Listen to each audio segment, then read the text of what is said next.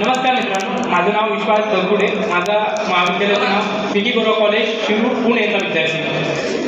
विषयाकडे वळत असताना सर अगदीच येत्या 2027 मध्ये कुंभमेळ्यासाठी कित्येक तरी झाडांची कत्तली होणार आहे. कत्तली करून स्वतःचं अस्तित्व निर्माण करणारा माणूस हा सिमेंट अँड कॉन्क्रीटची जंगले वाढू लागला आणि स्वतःचं अस्तित्व निर्माण करू लागलाय. पण हे विसरून गेलंय की आमच्या भारत देशाची लोकसंख्या 150 कोटीहून अधिक आहे आणि 150 कोटीहून असलेल्या अधिक लोकसंख्येप्रमाणे आमच्या देशामध्ये वाहनांची संख्या तितकीच आहे आणि त्यात बाहेर सोडलं जाणारं कार्बन डायऑक्साईडचं प्रमाणही तितकंच आहे. आणि त्याबद्दल आम्हाला झाडे ते कार्बन डायऑक्साईड सोडून आम्हाला ऑक्सिजन पुरवण्याचं काम करतात. पण हल्ली असं झालंय की झाडांची कत्तली झाल्यामुळे ऑक्सिजनचं प्रमाण कमी झाले आणि कार्बन डायऑक्साईडचं प्रमाण जास्त झाले. म्हणून माणसाच्या आरोग्यावर हानी पोहोचू लागते. मग आम्ही शाश्वत विकासाच्या भाषा करतो, निसर्गाचा ऱ्हास केलाय, विकासाचं पुढे दिसून येत नाही. येणाऱ्या भविष्यातल्या पिढीला काहीच मिळणार नाही. मग आमच्या भविष्यातल्या पिढीला काही मिळूच शकत नाही. त्यासाठी ह्या व्यासपीठाला विषय मांडूशी वाटतो. अगदीच नमस्कार, माझं नाव विश्वास दसगुडे. विषय आहे शाश्वत विकास, निसर्ग आणि विकासाचा समतोल. विषयाकडे वळत असताना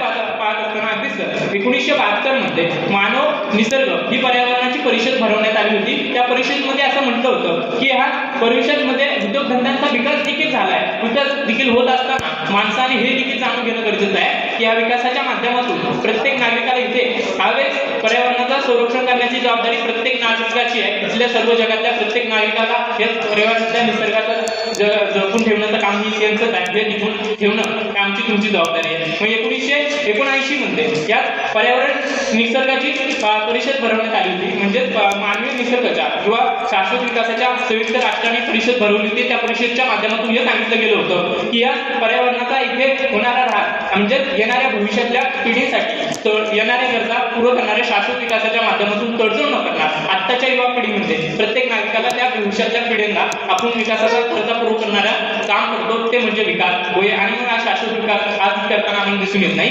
म्हणजे अहिल्यानगर जिल्ह्यामध्ये ज्यावेळेस हावडी तालुक्यामध्ये घरोघरीमध्ये घराघरापर्यंत ग्रामपंचायतच्या माध्यमातून पाणी शुद्ध पाणी ह्या पाणी माध्यमातून पोहोचवण्याचं काम देखील केलं जातं. मग त्यावेळेस इथल्या नळापर्यंत पोहोचवण्याचं काम इथपर्यंत आणि मग अहिल्यानगर जिल्ह्याला ज्यावेळेस तिसरा क्रमांक माझी वसुंधरा अभियानाच्या माध्यमातून मिळू लागतो. त्या अभियानाच्या माध्यमातून फक्त शाश्वत विकासाच्या माध्यमातून फक्त उद्योग धंदे विकासाच्या माध्यमातून आम्ही विकास केला. पण खऱ्या अर्थानं आम्हाला हे देखील जाणून घेणं गरजेचं आहे विकासाच्या माध्यमातून आम्ही प्रत्येकाला तडजोड करणं गरजेचं नाहीये. विकास फक्त शाश्वत विकास होणं येणाऱ्या भविष्याच्या पिढीला टिकून ठेवणं गरजेचं आहे. मग त्यामध्ये निसर्गाचा ऱ्हास न करताना आम्हाला दिसून येतो. म्हणजे अहिल्यानगर जिल्हा हा फक्त विकासाच्या उद्योगधंद्याचा विकास नाही आहे, निसर्गाचं संवर्धन करतोय, विकासाचा समतोल देखील राखतोय आणि येणाऱ्या भविष्यातल्या पिढींसाठी या विकासाच्या माध्यमातून हे सावट पुढे देताना दिसून येत आहे. म्हणून हे समतोल राखण्याचं काम शाश्वत विकास करण्याचं काम हे जिल्हा करताना परिपूर्ण दिसून येत आहे. तरी पाण्याची कमतरता जरी असली तरी या विकासाच्या माध्यमातून शाश्वत विकास कसा घडवायचा ह्या जिल्ह्याला पूर्ण माहिती आहे. म्हणजे एकीकडे हल्ली असं झालंय सर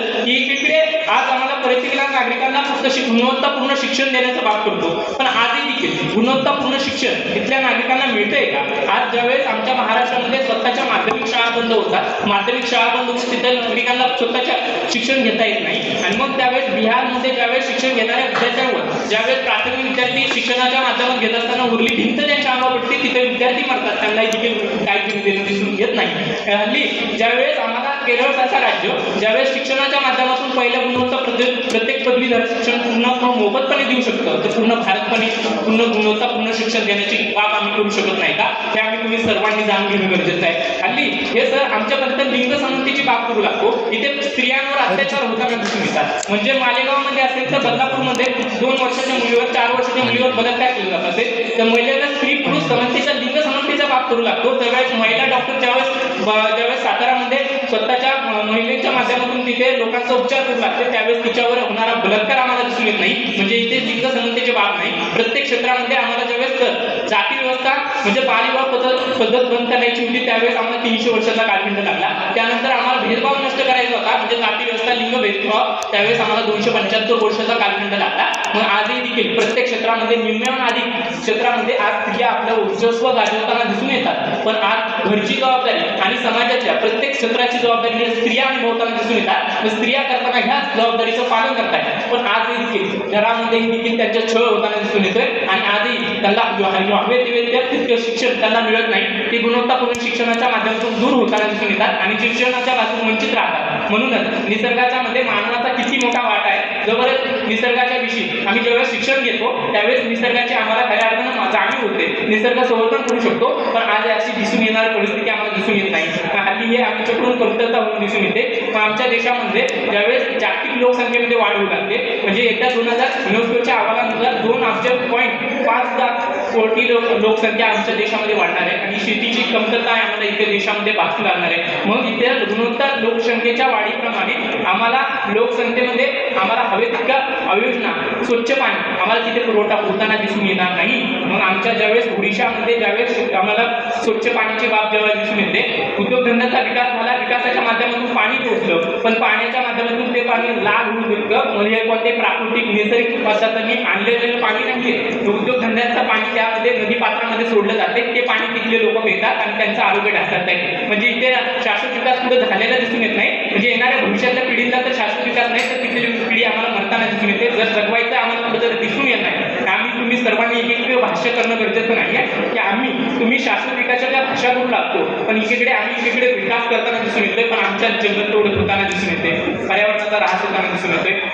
गुणवत्ता पाण्याखालचं जीवन ज्यावेळेस आम्ही गंगा नदी पवित्र मानतो, ज्यावेळेस त्याच्यामध्ये मासे राहतात, त्यामध्ये आम्ही त्याच्यात दही दूध आणि तेल टाकतो, म्हणजे त्याच्यामध्ये फुलंही टाकतो. म्हणजे त्याच्या खालच्या पाणीमध्ये राहणारे जीव जे असतात त्या जीवांना तितका ऑक्सिजन पुरत नाही, त्यामुळे तिथलाही ऱ्हास होतो आणि ते पाणी सडल्यासारखं होतं. म्हणजे आमच्या आरोग्यालाही देखील त्याचा खऱ्या अर्थात पूर्णतः ऱ्हास होतो आणि येणाऱ्या भविष्यातल्या पिढीला ते मिळणार नाही, हे आम्ही जाणून घेणं गरजेचं आहे. म्हणजे विकास म्हणजे काय, ते फक्त भविष्यातली तडजोड करणाऱ्या विकासाला आमच्या भविष्यातल्या विद्यार्थ्यांना उद्याच्या भविष्यातल्या पिढीला ते मिळणं म्हणजे त्याला म्हणजे जिवंत टिकून राहणं, त्याला विकास म्हणतात. पण आज हे विकास आम्हाला दिसून येत नाही. वायू प्रदूषणाची गुणवत्ता ढासळताना दिसून येते, आरोग्याचा परिणाम दिसून येतोय.